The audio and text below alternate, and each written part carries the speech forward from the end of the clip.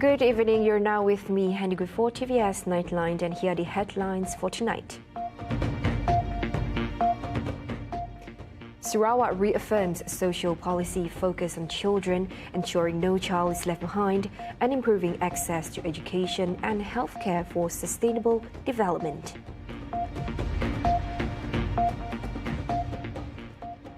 Sarawak Ministry of Transport urges mandatory life jacket use for all water activities. And in world news, U.S. Secretary of State Antony Blinken arrives in Israel to push for a Gaza ceasefire.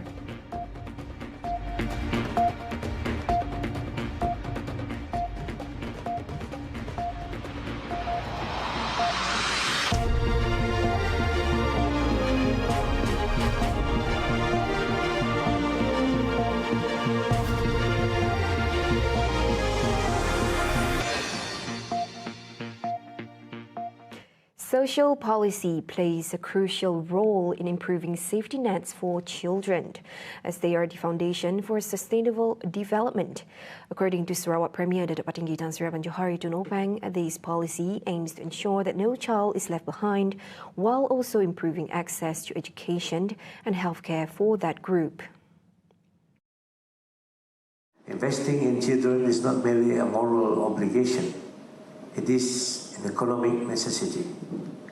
Research has shown that early investment in education and health yields significant return, not only for the individual, but for the society at large.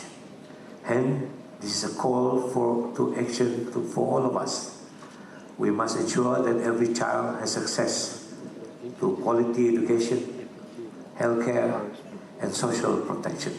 He said this through a text speech read by Deputy Premier Datuk Amar Douglas Ugah Embas at the United Nations Children's Fund UNICEF Malaysia Regional Social Policy Conference at a hotel in Kuching earlier today. Abang Johari said the Sarawak government has made significant strides in enhancing its social protection framework, including undertaking a joint project with UNICEF called the Child Sensitive Integrated Social Protection Initiatives. The initiatives are aimed at integrating social services and early intervention for children, as well as parental education. This ongoing collaboration reflects our commitment toward constantly improving social protection and nutritional outcome of children in Sarawak. UNICEF report that for every dollar invested in early childhood development, there is a return of up to ringgit 12 in economic benefit. The Regional Social Policy Conference is a two-day conference which began today, focusing on the importance of investing in children's future. The conference is jointly organized by the United Nations International Children's Emergency Fund UNICEF and the Social Welfare Research Centre SWRC, University Malaya, with the assistance of the Sarawak Ministry of Women, Childhood and Community Welfare Development. In the aftermath of the tragic incident on October 18th, that claimed the lives of 5 rowers during a training session for the Sarawak Regatta Festival, the Sarawak Ministry of Transport has strongly advocated for the mandatory use of life jackets in all water-related activities, whether on rivers or at sea. State Deputy Minister of Transport for River and Sea, Dato' Henry Ginat, stressed that the Transport Ministry will recommend strict enforcement of life jacket requirements during any water sports activities to minimize the risk of future tragedies.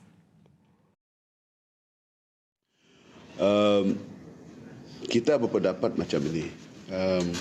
Kita perlu penambahbaikan dari segi keselamatan. Di mana-mana pun, bukan sahaja regatta, tetapi apabila adanya perlumbaan perahu ataupun bot dan sebagainya. Pertama, kita pastikan yang mengambil bahagian itu sebagai pendayung ataupun paddlers must know how to swim. That is the basic rule. Dan saya minta sesiapa yang mau berlumba perahu Kalau kamu tak boleh berenang, jangan ambil bahagian. That is the danger to yourself. You must know how to swim. First, basic rule. He said this in a press conference at the Tasik Biru Festival 2024 in Bau today. He added that the ministry takes the incident seriously and urged organisers to consider safety alternatives during water sports, especially without life jackets. Yeah. Then the second one now is to Kuching itself lah, dekat Baras tu. Kalau ada training latihan yang dilakukan, pastikan ada bot pengiring. So, tapi perlu ada bot pengiring. Pengiring is safety. In any incident that would like to happen, then pengiring ada. Immediately, they just throw the life buoy tu, yes. Whatever safety device untuk menyelamatkan yang tak andai in that incident. The number of drug addiction cases in the state has seen a sharp increase, rising from 2,433 cases between January and May 2023 to 3,422 cases during the same period this year. Even more concerning, Miri acting resident Juan Ubid revealed that 77.7% of these cases involve young individuals aged between 20 and 39. Penagihan dana di Sarawak menunjukkan peningkatan ketara daripada tahun 2023 ke 2024. Misalnya, daripada Januari hingga Mei tahun 2023 terdapat 2,433 kes. Dan pada tahun ini, yaitu pada tempoh yang sama, terdapat 3,422 kes pada tempoh yang sama. Jadi ini menunjukkan ada tren peningkatan. He said this in his speech at the closing ceremony of the seminar on Empowerment of Drug Rehabilitation Committee Series 3rd 2024 for Sarawak, held in Kuching earlier today. Meanwhile, the National Anti-Drug Agency also announced the Controlled Drugs 2025 initiative aimed at fostering collaboration among various parties to meet government targets.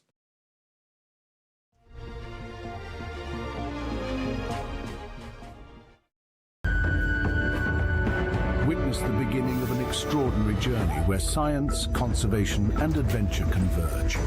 Mysteries await, and the underwater world holds its breath in anticipation of the secrets that will be unveiled. Diverse species of fish have made the rig their home. D30 has become a burgeoning artificial reef. The diversity of shapes and hues is an evolution from the original purpose of the rig. But what is truly remarkable is the speed at which this transformation has occurred, even at such depths. In just a short period, D30 has transformed from a decommissioned structure to a thriving young reef, pulsing with an orchestra of new marine life.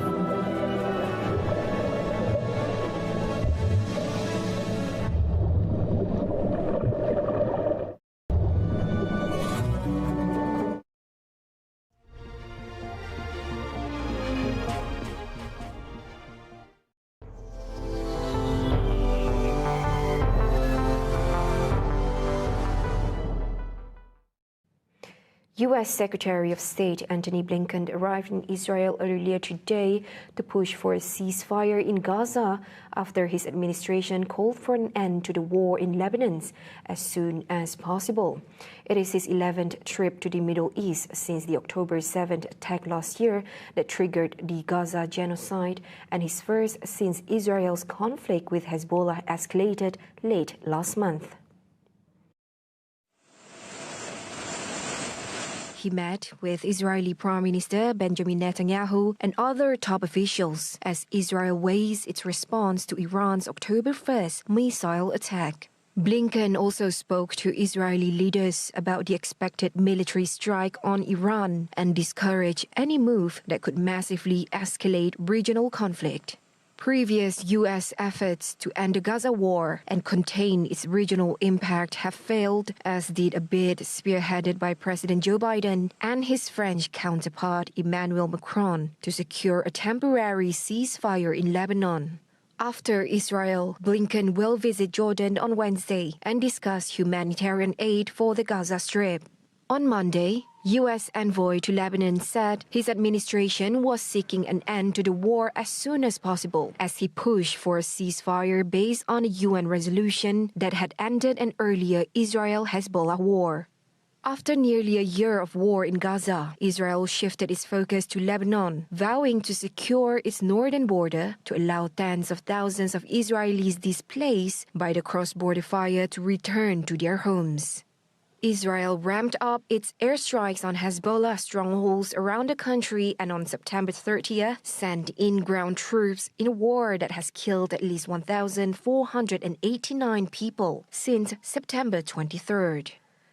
The wars in Gaza and Lebanon have also drawn in other Iran-aligned armed groups, including in Yemen, Syria, and Iraq. Iran on Monday warned the United States would bear full responsibility in the event of an Israeli retaliation to its missile attack on October 1st. Now, British Foreign Minister David Lammy urged the resumption of dialogue between London and Beijing, calling for more diplomacy at the conclusion of his rare diplomatic visit to China. Both countries are looking to reset strained relationships, which have been affected by Beijing's security crackdown in Hong Kong and human rights concerns, particularly in Xinjiang. I believe what you need is more diplomacy, not less.